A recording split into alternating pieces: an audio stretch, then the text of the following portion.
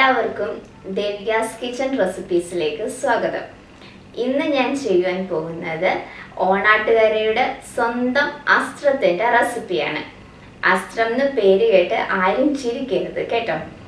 ഇത് ഞങ്ങൾ ഓണാട്ടുകരക്കാരുടെ തനി നാടൻ കറിയാണ്. പിന്നെ എൻ്റെ വീഡിയോസ് എല്ലാവർക്കും ഇഷ്ടമാകുന്നുണ്ടെങ്കിൽ എല്ലാവരും സബ്സ്ക്രൈബ് ചെയ്യുകയും ഷെയർ ചെയ്യുകയും ചെയ്യണം. അപ്പം നമുക്ക് അസ്ത്രം എങ്ങനെയാണ് ഉണ്ടാക്കുന്നതെന്ന് നോക്കാം. അസ്ത്രം ഉണ്ടാക്കാൻ തുടങ്ങാം.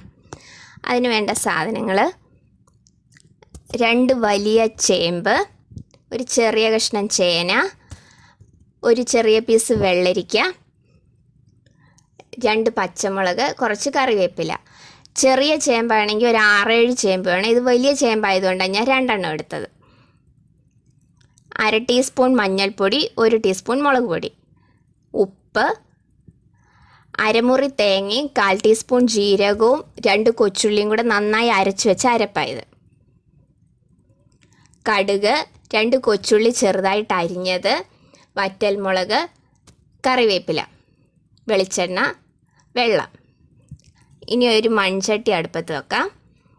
ഇതൊരു നാടൻ കറി ആയതുകൊണ്ട് ഞാൻ മൺചട്ടിയിലാണ് ഉണ്ടാക്കുന്നത്. ഇതിലേക്ക് അരിഞ്ഞു വച്ചേക്കുന്ന കഷ്ണങ്ങളെല്ലാം ഇട്ട് കൊടുക്കാം. ഇതിൻ്റെ കൂടെ കാച്ചിൽ വേണമെങ്കിൽ കാച്ചിൽ, ചക്കക്കുരു, പടവലങ്ങ ഇതൊക്കെ വേണമെങ്കിലും ചേർക്കാം. അപ്പം എൻ്റെ കയ്യിൽ അതൊന്നും ഇല്ല എന്നതുകൊണ്ട് ആണ് ഇത് വെച്ച് ചെയ്തത്. ഇനി ഇതിലേക്ക് കുറച്ച് വെള്ളം ഒഴിച്ചു കൊടുക്കാം.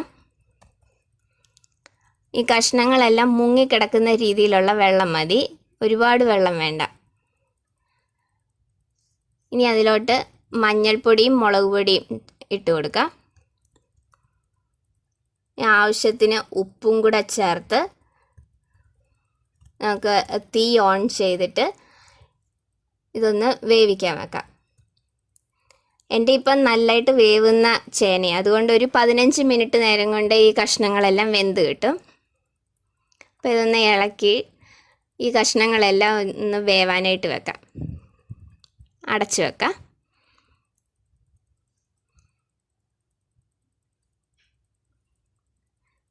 ഇടയ്ക്കൊന്ന് തുറന്ന് ഇളക്കി കൊടുക്കണം. കഷ്ണങ്ങളൊന്നും അടിയിൽ പിടിക്കാതെ ഒന്ന് ഇളക്കി കൊടുക്കണം ഇടയ്ക്ക്. കഷ്ണങ്ങളെല്ലാം വെന്തിട്ടുണ്ടെന്ന് തോന്നുന്നു, നോക്കാം.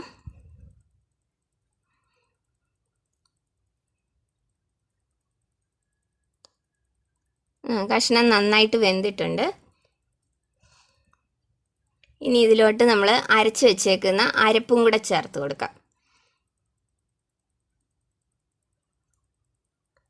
ഈ അരപ്പിൻ്റെ പച്ചച്ചൊവയൊന്ന് മാറുന്നത് വരെ ഒരു 5 മിനിറ്റ് നേരം നന്നായിട്ടൊന്ന് തിളപ്പിച്ചാൽ മതി.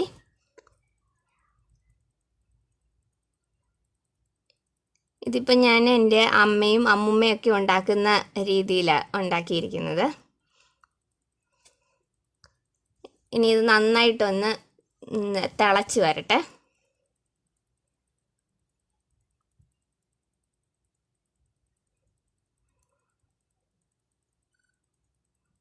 ഇപ്പം നന്നായിട്ട് ഈ അരപ്പെല്ലാം തിളച്ച് കറി ചെറുതായിട്ടൊന്ന് കുറുകിയൊക്കെ വന്നിട്ടുണ്ട്.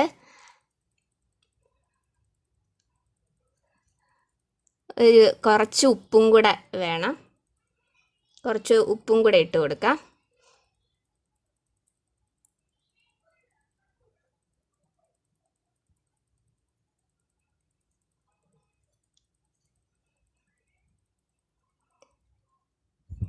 ഇത് ചെറുതായിട്ടൊന്ന് കുറുകിയ കറിയാണ്.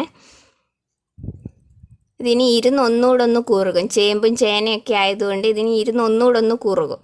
അതുകൊണ്ട് കുറച്ചൊരു ഗ്രേവിയോട് കൂടി, കുറച്ചൊരു ചാറോട് കൂടിയിട്ട് വേണം നമ്മൾ ഓഫ് ചെയ്ത് വെക്കാൻ. ഇനി ഇത് ഓഫ് ചെയ്ത് വെച്ചിട്ട് വേണം നമുക്ക് ഇതിലേക്ക് പുളിക്ക് വേണ്ടി തൈര് ചേർത്ത് കൊടുക്കാൻ.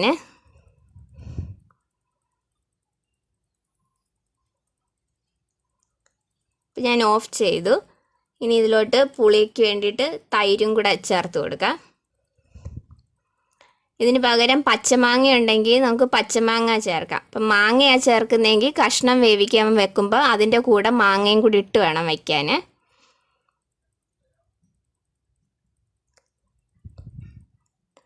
അതും കൂടെ നന്നായിട്ടൊന്ന് മിക്സ് ചെയ്ത് നമുക്ക് മാറ്റി വയ്ക്കാം.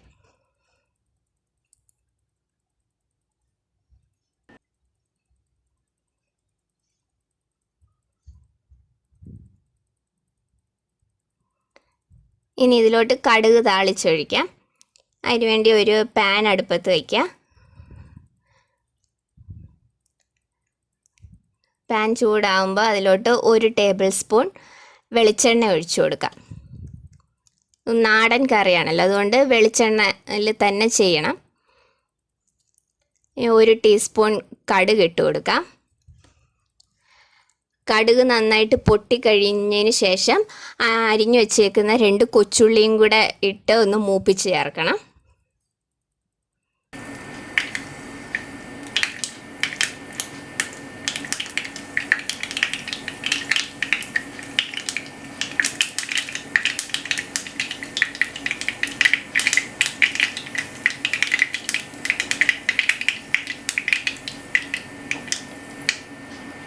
കടുക് പൊട്ടിക്കഴിയുമ്പോൾ അതിലേക്ക് ഒരു 2 കൊച്ചുള്ളി അരിഞ്ഞത് ചേർത്ത് കൊടുക്കാം.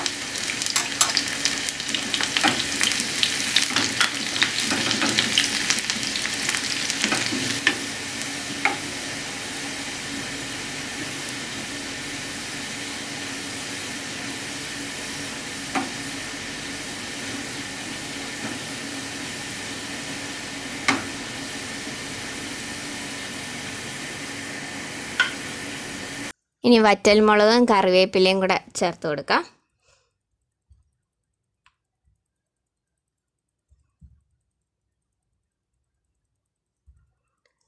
ഇതിനിയും കറിയിലോട്ട് ഒഴിച്ചു കൊടുത്ത് ഒരു 5 മിനിറ്റ് നേരം ഒന്ന് അടച്ചു വെക്കണം. ഇത് ഈ കറിയിലേക്ക് ഒഴിക്കാം.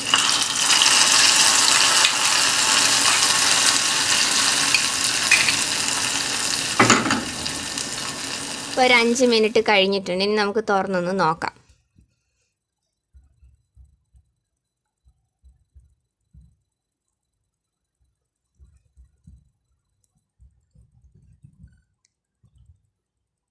ഇപ്പോൾ കറിയൊക്കെ ചെറുതായിട്ടൊന്ന് കുറുകി വന്നിട്ടുണ്ട്. ഇനി ഇത് ഒന്നുകൂടെ ഒന്ന് കുറുകി വരും. അപ്പോൾ കുത്തരി ചോറിൻ്റെ കൂടെ അതുപോലെ കഞ്ഞിയുടെ കൂടെയൊക്കെ നല്ല ഒരു കറിയായത്.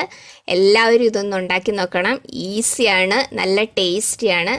അപ്പോൾ എല്ലാവരും ഇതൊന്ന് ഉണ്ടാക്കി നോക്കിയിട്ട് എന്നെ അഭിപ്രായങ്ങൾ അറിയിക്കണം. എല്ലാവർക്കും ഇഷ്ടപ്പെട്ടുവെങ്കിൽ ലൈക്ക് ചെയ്യുക, ഷെയർ ചെയ്യുക, സബ്സ്ക്രൈബ് ചെയ്യുകയും ചെയ്യണം. അപ്പോൾ അടുത്ത വീഡിയോയിൽ നമുക്ക് കാണാം. താങ്ക്